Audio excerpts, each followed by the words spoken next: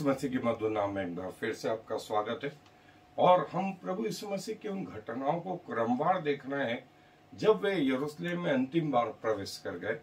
और जो है हमने इसके पहले देखा था कि प्रभु यीशु मसीह से जो है लोगों ने जो है इस बारे में विवाद किया और बहुत सारे जो है क्वेश्चंस किए और प्रभु ने एक एक करके उनके जो है उत्तर दिए।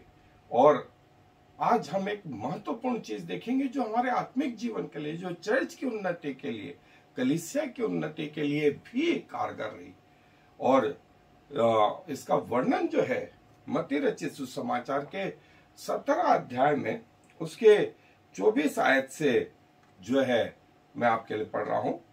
तो मेरे साथ अपनी बाइबल निकाल लें। मत्ती रचित सुसमाचार 17वां अध्याय पद 24 से आगे। और यहाँ यूं लिखा है, जब वे कफरनहूम में पहुंचे तो मंदिर के लिए कर लेने वालों ने पतरस के पास आकर पूछा कि क्या तुम्हारा गुरु मंदिर का कर नहीं देता? उसने कहा, हाँ देता तो है। जब वह घर में आया तो यीशु ने उसके पूछने से पहले उससे कहा, हे समून, तू क्या समझता है?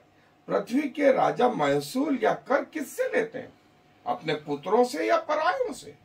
पतरस ने उससे कहा, परायों से। यीशु ने उससे कहा, तो पुत्र बच गए, तो भी इसलिए कि हम उन्हें ठोकर न खिलाएं। तू झील के किनारे जाकर बंसी डाल और जो मछली पहले निकले उसे ले, और तो तुझे उसका मुंह खोलने पर एक सिक्का मिलेगा। उसी को लेकर मेरे और अपने बदले उन्हें दे देना। प्रभु ने कहा कि वे टैक्स देते हैं और हमें मालूम है कि मंदिर का टैक्स, दूसरा टैक्स जो है परमेश्वर ने मूसा को आज्ञा दी थी। लेवी व्यवस्था में सब बालकों से, बच्चियों से, सब लोगों से टैक्स लिए जाए और कौन उससे बचा रहेगा, ये भी परमेश्वर ने बताया, जिसका हम विस्तार से वर्णन देखेंगे। लेकिन आपको याद हो कि जब प्रभु यीशु मसीह का जन्म हुआ तो 8वें दिन उनका खतना किया गया, और जब 40वें दिन हुए तो यूसुफ और मरियम मंदिर में उन्हें अर्पण करने गए। और जो है अर्पण करने के लिए जो बलिदान था वो पंडुकों के रूप में, कबूतरों के रूप में चढ़ाया। और फिर हम देखते हैं कि प्रति वर्ष वे लोग यरूशलेम जाया करते थे। और इसका वर्णन हमें यीशु मसीह के 12 वर्ष की उम्र तक होता रहा। और इसके बावजूद जो है जब प्रभु यीशु मसीह सेवा में आए, हमें ये मालूम पड़ता है कि टैक्स देना चाहिए। और प्रभु ने इस बारे में जो है कलीसिया को सिखाया, कलीसिया को बताया। और जो है पौलुस बोलता है आगे जाकर के, जो अधिकारी हैं वे परमेश्वर की ओर से ठहराए। हमें अपने राष्ट्र के प्रति ईमानदार रहना है और टैक्स देना है। इसके अलावा कई लोगों के ये सवाल कि क्या 10वां अंश टैक्स है, तो उत्तर है नहीं। 10वां अंश परमेश्वर का, जो परमेश्वर को देना है, और जो कैसर या राष्ट्र को देना है वो राष्ट्र को देना है। इसमें हम ईमानदार हैं, इसमें हम ईमानदार हैं। मेरे सीए ने मुझसे, जब मैं टैक्स भरने लगा, आज से 20-25 साल पहले की बात है, तब उसने मुझसे कहा, टैक्स ईमानदारी से भरना है या बेईमानी से भरना है? यदि बोले, इसके बाद मैं ये क्वेश्चन आपसे कभी नहीं पूछूंगा। और पिछले इतने सालों में उसने ये क्वेश्चन मुझसे कभी नहीं पूछा। बोले, यदि आप बोल देंगे कि बेईमानी से भरना, तो बोले मैं सारे वो चीजें कर करके भर देंगे। और यदि आप बोलते हैं ईमानदारी से, तो ईमानदारी से भरेंगे, सब जगह ईमानदारी बढ़ देंगे। मैं परमेश्वर को जानता था। मैंने कहा, नहीं, हम ईमानदारी से भरेंगे और परमेश्वर का 10वां अंश भी निकालेंगे। मैं आपको बता दूं, कभी कमी नहीं, कभी घटी नहीं। और आज तक इस चीज को जारी रखे हुए। सो कलीसिया में इस रूल को जो है पतरस ने, पौलुस ने और अन्य सेवकों ने भी जो है आगे तक बढ़ाया। हमें भी चाहिए कि हम अपने राष्ट्र के प्रति और परमेश्वर के प्रति, दोनों के प्रति ईमानदार रहें। परमेश्वर बोलते हैं मलाकी में, ऐसा करके मुझे परखो कि मैं आकाश के झरोखे तुम्हारे लिए खोलकर आशीष की बारिश करता हूं कि नहीं। सो आए मेरे साथ हम थोड़ी देर तक प्रभु के साथ इन वचनों पर जैसा प्रभु यीशु मसीह ने, हमने देखा मत्ती रचित सुसमाचार के 17वें अध्याय में कि स्वयं टैक्स अदा किया, जबकि प्रभु यीशु मसीह ने पतरस से पूछा टैक्स किससे लिया जाता है, पुत्रों से या अन्यों से? पतरस ने बिल्कुल सही जवाब दिया, अन्यों से। तो बोले पुत्र बच गए, लेकिन हम उन्हें ठोकर का कारण न खिलाएं। सो जा और अपनी बंसी डाल, पहली मछली जो निकलेगी उसके मुंह में से तुझे एक सोने का सिक्का मिलेगा, अपने लिए और मेरे लिए, दोनों के लिए वो भर दे। सो प्रभु ने कहा कि टैक्स देना है, और प्रभु स्वयं ने जब वे कफरनहूम में आए तो जो है टैक्स दिया। और प्रभु जो है टैक्स के बारे में जो है, जैसा हमने देखा कि जब यूहन्ना के पास में लोग आए बपतिस्मा लेने के लिए, तो यूहन्ना ने कहा जितना ठहराया गया है उतना लो, उससे अधिक मत लो। और पौलुस रोमियो की पत्री में कहता है हमें टैक्स देना है, हमें टैक्स देना है। जो इसके अंतर्गत आते हैं ईमानदारी से राष्ट्र के प्रति जो है अपना कर्तव्य इसलिए निभाएं क्योंकि ये हमारे प्रभु की शिक्षा है, ये हमारे प्रभु की शिक्षा है। और प्रभु ने कहा कि हम उनके लिए ठोकर के कारण न बने, हम उनके लिए ठोकर के कारण न बने।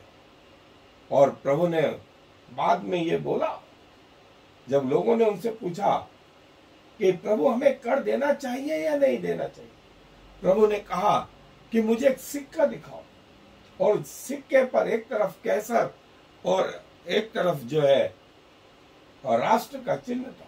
प्रभु ने कहा जो कैसर का है वो कैसर को, और जो परमेश्वर का है वो परमेश्वर को दो। सो सदूकी और फरीसियों के मुंह बंद हो गए, लेकिन प्रभु ने ये शिक्षा हमको दी कि जो परमेश्वर का है वो परमेश्वर को, जो कैसर का है वो कैसर को दो। सो जो है प्रभु ने कहा कि कई लोग जो है कई लोग जो है इन टैक्सों के कारण, इस आदतों के कारण जो है अमीर बन गए, लेकिन उनसे वो पैसा नहीं छूटता है। सो प्रभु ने भी कहा कि ऐसे लोगों का जो इलीगल रीति से जो है प्रभु के समीप आना चाहते हैं उनके लिए बहुत कठिन है। और जबकि ये टैक्स कलेक्टर था और टैक्स के कारण जो है उसके पास कहीं पैसा था, लेकिन जब प्रभु आए तो प्रभु को अपना सब कुछ समर्पित कर दिया और कहा कि प्रभु जिसका मैंने गलती से लिया है उसका भी मैं 4 गुना फिर देता। प्रभु ने कहा आज इस घर में उद्धार आया है। और पुराने नियम में टेम्पल का टैक्स होता था, व्यवस्था का टैक्स होता था, और जो है 10वां अंश वो एक अलग चीज होती थी। जो है यहूदियों के समय में, प्रभु यीशु मसीह के समय में यहूदियों में जो लोग टैक्स कलेक्ट करते थे उनको अच्छी दृष्टि से नहीं देखा जाता था, और क्योंकि वे पैसा इकट्ठा करके रोमी राज्य को प्रदान करते थे। सो उनका ये रोमी राज्य के प्रति था कि ये हम पर अधिकार करते हैं और ये टैक्स कलेक्ट करने वाले टैक्स इकट्ठा करके विरोधियों को या हम पर जो राज्य करते हैं उनको दे देते हैं। सो इसलिए जो है रोमी जो है उनके लिए ये टैक्स कलेक्ट किया करते थे और समाज में यहूदी समाज के दृष्टि में टैक्स कलेक्टर जो है घृणा की दृष्टि से देखे जाते थे और इनको जो है अन्य जाति जैसा गिना जाता था। अच्छी निगाहें इनके प्रति नहीं रखी जाती थी। इसीलिए जब प्रभु यीशु मसीह ने अपने दो चेले मती को बुलाया और जो है जो टैक्स कलेक्ट करता था, सो जो है प्रभु ने कहा मेरे पीछे हो ले, और वो कई जो है चुंगी लेने वालों या टैक्स कलेक्टरों के साथ जब खाने पीने लगा तो यहूदियों ने कहा तुम्हारा गुरु जो है पापियों के साथ उठता बैठता और खाता पीता है। तो प्रभु ने भी कहा वैद्य कोई आवश्यकता बीमारों को है, मैं यहाँ जो है धर्मियों को नहीं परंतु पापियों को बुलाने आया। सो प्रभु ने ऐसा कह करके जो है ये हमारे प्रति भी एक द्वार खोल दिया कि ऐसे 99 धर्मी जिन्हें बदलने की आवश्यकता नहीं, प्रभु एक उस अधर्मी के लिए जो पापों में भरा पड़ा है उसके लिए आया, और वो अधर्मी कोई और नहीं वो हम है। और जो है जैसा बताया गया कि मंदिर के लिए जो है टैक्स कलेक्ट किया जाता था, मंदिर के लिए टैक्स कलेक्ट किया जाता था। और मत्ती रचित सुसमाचार में जैसा हमने देखा प्रभु ने जो है अपने लिए और चेलों के लिए टैक्स भरा, और जो है प्रभु ने अपने चेलों को जो टैक्स कलेक्टर थे उनमें से भी चुना। सो प्रभु के जो है उन 12 चेलों में कुछ तो मछुआरे, कुछ टैक्स कलेक्ट करने वाले और कुछ जो है समाज के ठुकराए हुए लोग थे। और जो है इस निर्गमन के पुस्तक में उस जंगल में इजरायली लोगों से परमेश्वर ने कहा कि प्रत्येक व्यक्ति अपने छुटकारे के लिए टैक्स प्रदान करे, जिसका वर्णन निर्गमन की पुस्तक के 30वें अध्याय पद 11 से 16 के बीच में। और जो है रॉयल टैक्स जो है और रिलीजियस टैक्स, ये दोनों अलग अलग चीज है। जो टैक्स प्रभु यीशु मसीह के समय में जो है वो रोमी राज्य में पहुंच रहा था, और दूसरा टैक्स जो था वो मंदिर की सेवा के लिए। तो यहाँ परमेश्वर के लिए जो है लोगों ने जो है पैसा वसूलना कर जो शुरू करी, उगाही शुरू करी। सो जो टैक्स कलेक्टर थे वे कुछ पैसा तो रोमी राज्य के लिए दे देते थे, और मंदिर के लिए जो टैक्स हो रहा था वो जो है याजक और महायाजक लोगों से जबरन वसूली करते थे, अलग अलग नियम बता करके। और ये जो टैक्स का सिलसिला है ये जो है 70वें एडी के बाद में भी, प्रभु यीशु मसीह के बाद में भी रोमी राज्य जो है उन्होंने यहूदियों पे टैक्स लगाया। और जैसा हम देख रहे थे कि जो है प्रभु यीशु मसीह अपने लिए टैक्स अदा करते। प्रभु यीशु मसीह ने अपने चेलों को जो टैक्स कलेक्टर थे वहां से भी चुना। प्रभु यीशु मसीह ने उन टैक्स कलेक्टरों के साथ में उठे बैठे खाया पिया। और जक्कई एक टैक्स कलेक्टर था जो है उसने प्रभु को देखने के लिए अपने आप को गुलर के पेड़ पे चढ़ा लिया क्योंकि वो नाटा था। और प्रभु ने कहा मुझे आज तेरे घर में रहना अवश्य है। सो प्रभु जो है जक्कई के घर में आए तो जक्कई का पूरा जीवन परिवर्तित हो गया। उसने पैसे का मोह छोड़ करके प्रभु की ओर अपने आप को उठाया। और लोग जो है सदूकी फरीसी जो है उस पर प्रभु यीशु मसीह पर टैक्स के संबंध में जो है अपराध या दोषारोपण करने लगे कि इसे हमने कैसर के विरुद्ध जो है टैक्स देने से मना करते देखा है, जबकि प्रभु ने ऐसा कुछ नहीं कहा। प्रभु ने ऐसा कुछ नहीं कहा। और प्रभु ने लेवी को भी जो टैक्स कलेक्टर था उसको देखा और बुलाया। प्रभु इन पापियों के साथ उठता बैठता खाता पीता। और ये याचकों के लिए, धर्म के ठेकेदारों के लिए तकलीफ वाली बात थी, क्योंकि वे ऐसा नहीं करते थे। वे ऐसा नहीं करते, वे गैप बना के रखते थे। प्रभु ने कहा कि वो टैक्स तेरे और मेरे छुटकारे के लिए देना। और प्रभु ने स्वयं के लिए टैक्स दिया, अपने चेलों के लिए दिया। और जैसा मैंने बताया कि कई चेले जो है टैक्स लेने वाले थे और प्रभु ने उनका चुनाव किया।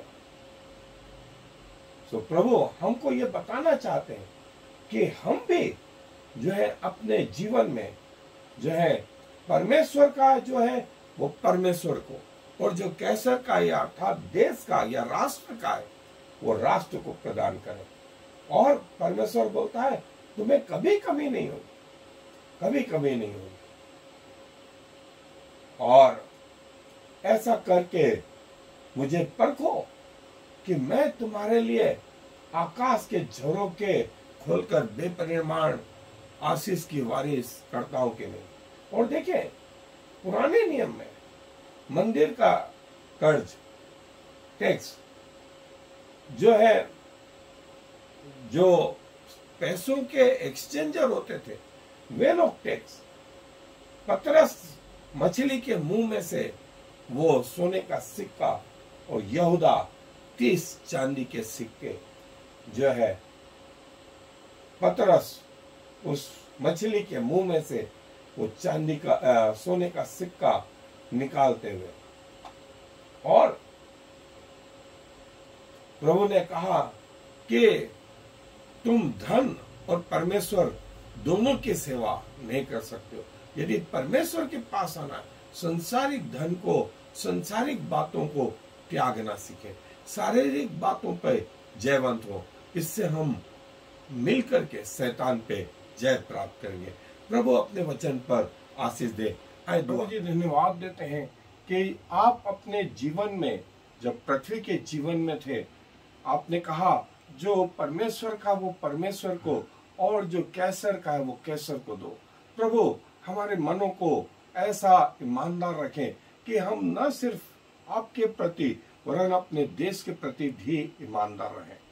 और प्रभु हमारे आत्मिक जीवन में जो शिक्षाएं आप देते हैं कि हम किस रीति से इस संसार में चल पाए। सो फिर से प्रभु आपको धन्यवाद देते हैं कि आप हमें अपने मार्ग दिखाते हैं। और जैसा दाऊद कहता है कि तेरा वचन मेरे मार्ग के लिए उजाला और पथ के लिए दीपक है। सो खुदावंत हमारी अगुवाई करने के लिए धन्यवाद। हमें ईमानदारी वाला मन प्रदान करें कि अपनी मृत्यु तक आपके प्रति विश्वास योग्य रह सके। सारा आदर आपको देते हुए इस विनती को प्रभु यीशु मसीह के नाम से मांग लेते हैं। आमीन और फिर आमीन। Yivrechecha Yahweh, v'yishmerecha. Ya'er Yahweh, v'yichunecha. Yisa Yahweh, panav alecha, v'yasem lecha shalom. May the Lord bless you and protect you. May the Lord smile on you and be gracious to you. May the Lord show you his favor and give you his peace.